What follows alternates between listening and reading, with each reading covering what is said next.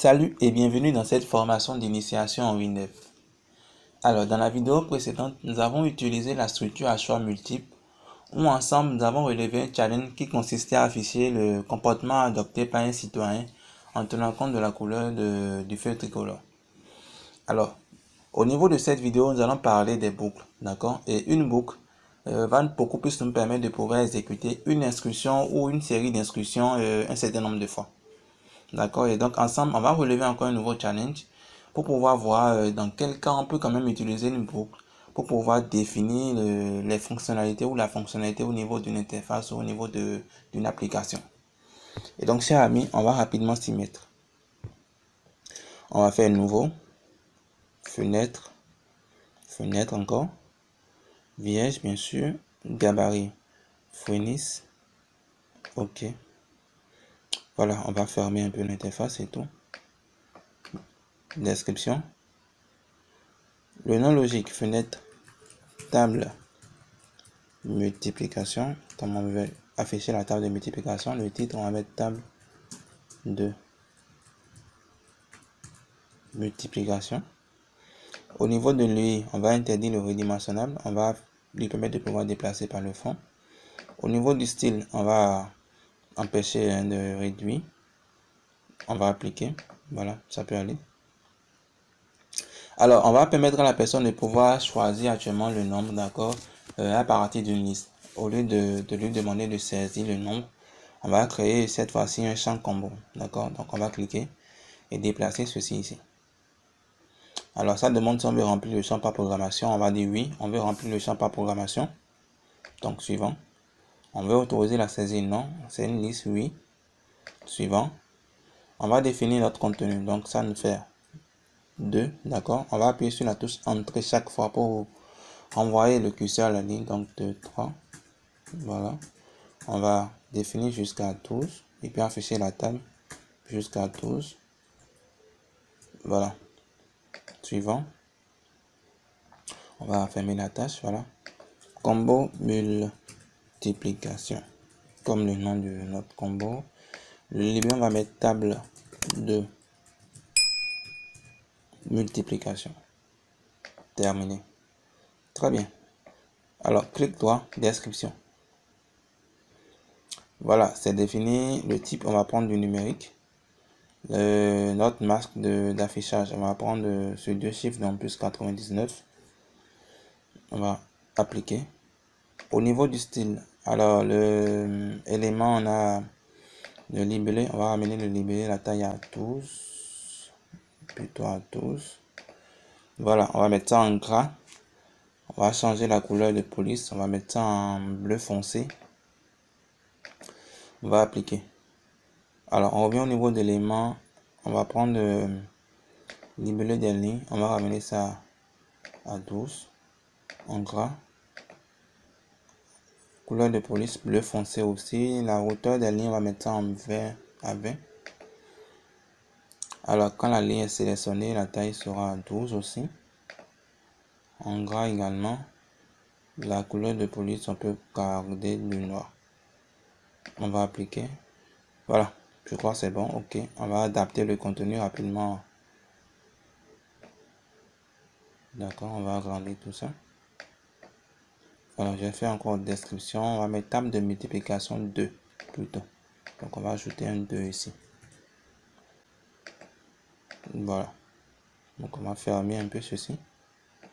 On va entrer au niveau d'alignement centré de façon horizontale. Très bien. Donc, on va enregistrer l'interface. Au niveau de notre dossier formation Windows.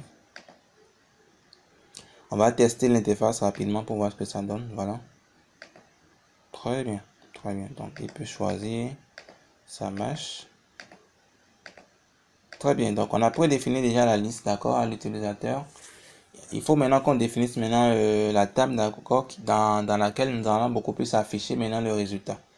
Donc, on revient dans création. On va créer un champ table. Donc, on clique au niveau de table et liste. Table verticale. On prend, on dépose à ce niveau. Alors, ça demande si on veut remplir la table par programmation, bien sûr. Table en affichage, oui. Verticale, oui. Alors, combien de colonnes? On va afficher en prenant le cas Si c'est la table de 2, donc ça fait 2 fois 0 égale 0. Donc ça nous donne pratiquement 5 colonnes. Donc 2, 3, 4, 5. Nombre de lignes, on va afficher de 0 à 12. Donc on va prendre de 13 lignes. D'accord. Alors, première colonne, on va prendre le nombre comme le nom. C'est du numérique. Alors ici, ça c'est beaucoup plus 2 fois. Donc ici c'est l'astérisque. Donc c'est le signe qu'on va mettre ici. Signe astérisque. À ce niveau, c'est le compteur qui va nous permettre de décompter de 0 à 12. D'accord? C'est aussi du numérique. À ce niveau, c'est le signe d'égalité. D'accord? À ce niveau, c'est maintenant le résultat de l'opération. Très bien. Donc, c'est aussi du numérique. Suivant. Le nom de la table, on va l'appeler table Müller. D'accord? Le libellé, on va pas mettre de libellé, on va laisser momentanément. On va terminer. Très bien, donc c'est créé. On va remonter un peu la colonne là. D'accord? Remonter un peu la table. L'agrandir un peu. Voilà, description maintenant de la table. Alors, au niveau de la description de la table, quand on détaille, on va définir un sujet en tête. Donc, on vient au niveau de éditer les sujets en tête de colonne. D'accord? Alors, on va ajouter un sujet en tête. On va cliquer 2 fois pour définir le nom. Alors, on va donner le nom résultat. Au pluriel, pourquoi pas. On va définir un style. Donc, on clique sur résultat. Alors, la taille, on va mettre ça à 14. Bon, c'est un peu trop gros. On va ramener ça à 12. On va mettre ça en gras, donc 8. Alors, on va pas souligner, on va mettre la position, on va centrer ça. Couleur de fond blanc, oui, on va prendre comme couleur de fond, on va prendre, oui, un peu du bleu. Par contre, la couleur de police, ce sera du blanc, oui, on garde notre blanc. On va définir un cadre, d'accord, on va prendre le cadre simple. Notre bleu foncé, voilà. Très bien. Voilà. Donc, on vient au niveau du style. Alors, je vais rapidement revenir au niveau des détails et on va supprimer les noms des colonnes. On n'a pas besoin d'afficher à l'utilisateur nombre, signe, compteur. On va appuyer sur le signe moins ici pour supprimer ça. Donc, OK. Alors, on vient au niveau du style pour définir rapidement les styles au niveau de certaines informations. Alors, donc, quand on définit les éléments, on a le libellé des lignes, d'accord. On va mettre ça à 12. On vient au niveau de la ligne sélectionnée, on va mettre ça quand la ligne est sélectionnée à 12. En gras aussi, pourquoi pas. D'accord. Alors, la couleur de police, on va peut-être mettre en noir hein, plutôt. Très bien. Ligne paire, voilà. Ligne paire, on va définir la couleur de police. Oui, on va garder du noir. Par contre, la couleur du fond, on va prendre du jaune pastel. D'accord. Très bien, on va appliquer. Alors, je crois que c'est l'essentiel hein, des informations primaires qu'on doit. Donc, voilà. Je reviens au niveau de détail. Je vais augmenter un peu la hauteur de la ligne, mettre ça à 20. On va appliquer tout ça. OK. Donc voilà, on va fermer un peu, d'accord, nos colonnes. On va les fermer un peu.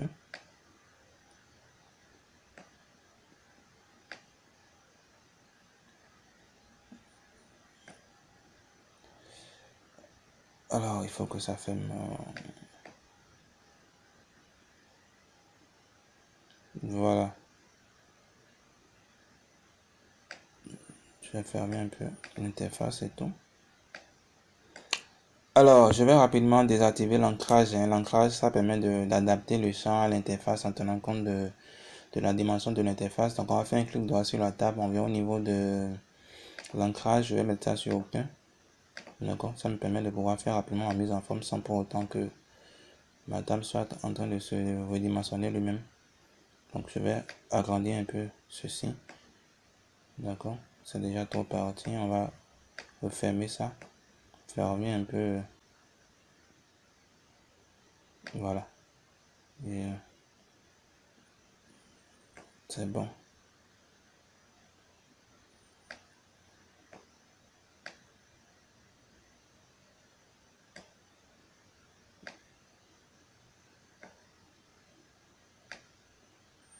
Voilà. On va regarder un peu notre résultat. Très bien. Donc là, je vais fermer un peu l'interface. Voilà. Agrandir légèrement ceci. Voilà, très bien. Donc, je vais rapidement centrer ceci encore. Je vais refermer encore un peu l'interface pour rendre un peu joli tout ça. Voilà. Donc, la table aussi, on va centrer la table. On va centrer également notre combo. Voilà. Très bien. Alors, on revient encore au niveau de la description de la table pour finir maintenant les dernières mises en forme rapidement. D'accord, donc au niveau du nombre, c'est du numérique. En général, on va définir la masse. C'est au plus de chiffres, donc plus 99 aussi. Au niveau du compteur, c'est du numérique aussi. On va définir également la masse. Alors, résultat. Notre résultat peut s'afficher actuellement sur 3 chiffres. Hein. On a pris jusqu'à 12. On va afficher la table jusqu'à 12. Donc, on va prendre plus de 199. On va appliquer. Très bien. Donc, on va rapidement enregistrer et tester l'interface. Voilà. Donc, ce qu'on veut obtenir, c'est que quand la personne maintenant choisit le nombre, automatiquement au niveau de la table, ça va lui afficher maintenant beaucoup plus, disons, le résultat. D'accord? Quand il prend 6, donc il aura 6 fois 0 égale 0, etc., etc. Donc, on ira maintenant définir maintenant le bout de code. Et donc, on vient maintenant au niveau de la combo, on sélectionne, on fait un clic droit, code. Alors, au niveau maintenant de chaque événement, au niveau de l'événement initialisation, on va lui dire, bon voilà, quand on lance l'interface, d'accord, combo, quand on lance l'interface, il faut que notre combo actuellement en termes d'informations affichées soit vide. Donc, on va mettre combo multiplication égale vide, d'accord. Voilà. Maintenant, à chaque sélection d'une ligne, maintenant, c'est à ce niveau maintenant qu'on va commencer maintenant par afficher la table à la personne. D'accord? Et donc, dans un premier temps, quand la personne sélectionne actuellement une ligne, on va d'abord se rassurer vraiment que, voilà, que la table est vraiment vide. Et donc, on va supprimer le contenu de la table. Donc, on va utiliser une fonction en double langage qu'on va appeler table supprime. D'accord? Table supprime tout. On va le sélectionner. Table multiplication. Voilà. Donc, à ce niveau, on s'est rassuré vraiment que tout est supprimé réellement au niveau de notre table. Ensuite, on peut maintenant définir rapidement, disons un entier. On va créer un entier. Donc, on va prendre n par exemple qui est un entier. Donc, n est un entier. D'accord. Et à n, on va affecter la valeur que la personne a sélectionnée. Donc, combo multiplication. Pour pouvoir récupérer la valeur qu'il a sélectionnée, on va utiliser rapidement combo multiplication point valeur affichée. D'accord. Ça nous permet de pouvoir récupérer la valeur qui a été affichée. Et donc là, on sait maintenant beaucoup plus le nombre que la personne a choisi. D'accord. Alors, quand je connais maintenant le nombre, je peux maintenant utiliser maintenant une boucle. Alors, au niveau de cette formation, on va rapidement voir 3 types de boucles. D'accord. On va voir quoi étant l'instruction pour, ensuite l'instruction boucle et ensuite l'instruction tant que. Mais au niveau de cette première vidéo qui porte actuellement sur les boucles, on va d'abord voir l'instruction pour. Donc, on va voir comment on peut utiliser l'instruction pour. Donc, on va mettre pour. D'accord. On va définir un compteur. Donc, pour i, par exemple, allant de 0, d'accord, à 12, d'accord. Voilà, j'ai appuyé sur la touche entrée, d'accord. Donc, ça me définit déjà ma boucle. Donc, pour y allant de 0 à 12, je vais maintenant lui demander maintenant de m'ajouter chaque ligne au niveau, d'accord, de m'ajouter chaque ligne au niveau de ma table. Donc, pour pouvoir ajouter la ligne, je vais utiliser une fonction double langage, d'accord. Donc, ça va être table ajoute, d'accord, ligne, le nom de la table, table multiplication, d'accord, virgule. Maintenant, le premier élément, c'est d'abord le nombre, donc c'est n, le nombre choisi par la personne, c'est le n actuellement, d'accord, c'est le nombre qui est affiché, qui est choisi par la personne, donc ça fait 2, si c'est 2 fois, si la personne a choisi 2, donc ça fait 2, donc ça fait n, virgule. Maintenant, on va mettre le signe astérisque, d'accord, Virgule, maintenant, on va prendre, maintenant, c'est le compteur qu'on va afficher, parce que le compteur va quitter 0 à 12. Donc, ça fait I. Virgule, maintenant, on va définir, d'accord, l'égalité. Et virgule, maintenant, c'est maintenant l'opération, d'accord. De 2 fois 0, donc c'est 2 multiplié par 0. Donc, le 2, c'est le N, si c'est le nombre qui est choisi. Donc, ça fait N multiplié maintenant par le compteur qui est I. Voilà, et donc, notre programme, voilà, notre système va beaucoup plus nous ajouter maintenant chaque ligne allant de 0 à 12. D'accord. Et donc, c'est ce qu'on lui a demandé de faire. Alors, on va rapidement enregistrer, tester ceci. Donc, quand on vient, voilà, table de multiplication 2, il n'y a rien. Maintenant, quand je choisis 2, vous voyez, automatiquement, ça me met 2 fois 0 égale 0, 2 fois 1 égale 2, tout ça. Quand je choisis encore, je viens au niveau de 4, voilà. Ça me met ça également, voilà. Alors, je vais rapidement le centrer un peu les informations pour que vous puissiez voir comment, ce que ça va rapidement donner. On va revenir au niveau de Windows, d'accord. Déjà, on est rassuré que notre code marche correctement, d'accord. On revient au niveau de notre interface, d'accord. Voilà, donc voilà, en description au niveau de la table. Voilà, description, on va prendre première colonne, on va ramener général, voilà, alors on va au niveau de lui, le cadrage, on va mettre ça centré, le signe, on va mettre ça également sur centré, voilà, pareil pour notre compteur, on va centrer actuellement toutes les informations, voilà, centré. Donc je vais appliquer rapidement, enregistrer. Et on teste encore l'interface, voilà, donc 2.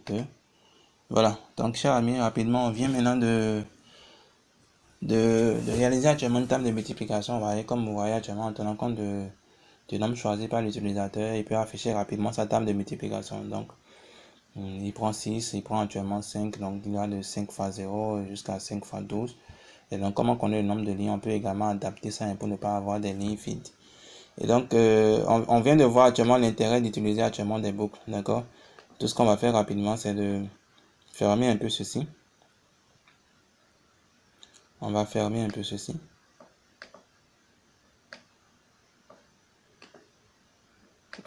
Et on va augmenter la taille. Par la taille, et au niveau du style, on va redéfinir un peu au niveau de libellé des lignes. On avait déjà pris 12, non? Voilà, très bien. On a défini déjà une couleur noire. On va prendre plutôt du bleu foncé pour rendre un peu intéressant tout ça. Pour les lignes impaires, on va garder toujours notre bleu foncé aussi. Voilà, c'est tout. Donc, chers amis, je vous ai montré un peu l'utilité d'utiliser actuellement des boucles, d'accord, au niveau de la réalisation d'une interface ou d'une application. Et donc, comme vous l'avez vu actuellement, on vient de réaliser une table de multiplication et donc vous êtes en mesure maintenant de créer une interface qui permet de pouvoir afficher rapidement la table de multiplication. Vous voyez comment c'est génial. Et donc, à partir de l'instruction pour, on est en mesure maintenant d'exécuter, de demander à notre système maintenant d'exécuter actuellement 13 fois de suite comme étant l'instruction qui nous permet de pouvoir ajouter chaque ligne. Donc, tant que la personne choisit le nombre de façon automatique, ça lui calcule ça et c'est juste encore l'information. Vous voyez, 8 fois 2, ça donne 16, 8 fois 5, ça donne 40, etc. Et donc, chers amis, j'espère que vous avez compris un peu l'intérêt et puis le code que nous avons écrit pour pouvoir faire le travail, d'accord?